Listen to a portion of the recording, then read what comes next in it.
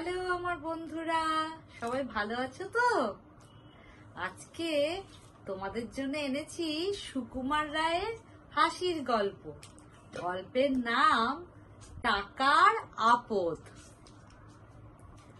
বুড়ো মুচি রাত দিনই কাজ করছে আর গুনগুন করে গান করছে। তার মেজাজ বড় খুশি, স্বাস্থ্য খুব ভালো, খেটে যায় আর স্বচ্ছন্দে দিন চলে যায়। তার বাড়ির ধারে এক ধনী বেনে থাকে। বেনে মানে কি জানো তো? যারা সোনার কারিগর, সোনা তৈরি করে। বিস্তর টাকা তার, মস্ত বাড়ি, অনেক চাকর বাকর। মনে কিন্তু তার সুখ নাই, স্বাস্থ্য তার ভালো নয়। মুচির বাড়ির সামনে দিয়ে সে রোজ যাতায়াত করে আর ভাবে, এ লোকটা এত গরিব হয়েও রাত দিনই আনন্দে গান করছে, আর আমার এত টাকা করি, আমার একটু আনন্দ হয় না মনে? গাওয়া তো দূরের কথা, ইচ্ছে হলে তোর টাকা দিয়ে রাজ্যের বড় বড় ওস্তাদ আনিয়ে বাড়িতে গাওয়াতে পারি, নিজেও গাইতে পারি, কিন্তু সেই ইচ্ছা হয় কই? শেষটায় একদিন সে মনে মনে ঠিক করলো যে এবার যখন মুচির সামনে দিয়ে যাবে তখন তার সঙ্গে এ বিষয়ে কথাবার্তা বলবে। পরদিন সকালেই সে গিয়ে মুচিকে জিজ্ঞাসা করলো, কি হে মুচি ভায়া, বড় যে ফুর্তিতে গান করো, বছরে কত রোজগার করো তুমি?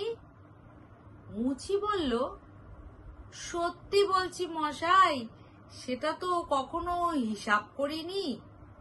আমার কাজেরও কোনোদিন অভাব হয়নি, খাওয়া পড়াও বেশ চলে যাচ্ছে, কাজেই টাকার কোনো হিসাব রাখবারও দরকার হয়নি কোনোদিন। বেনে বলল, আচ্ছা, প্রতিদিন কত কাজ করতে পারো তুমি? মুচি বলল, তারও কিছু ঠিক নেই, কখনো বেশি করি, কখনো কম করি। মুচি সাদাসিধে কথাবার্তায় বেনে বড় খুশি হলো।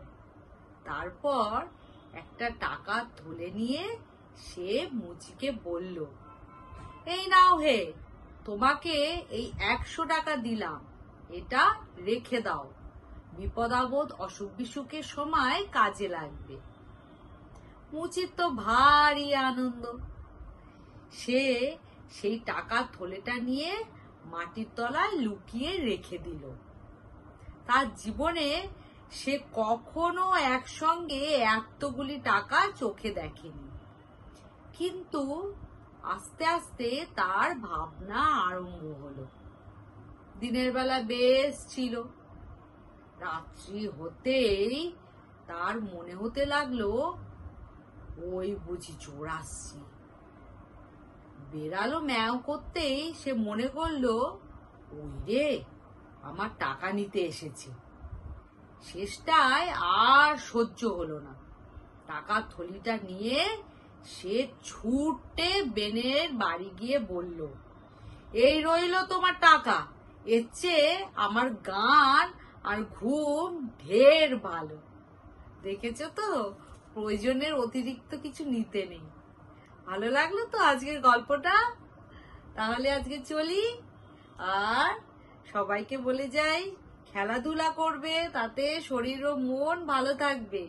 পড়াশোনা করতে হয় সবকিছু জানার জন্য, আর একে অন্যকে সম্মান করবে। টাটা।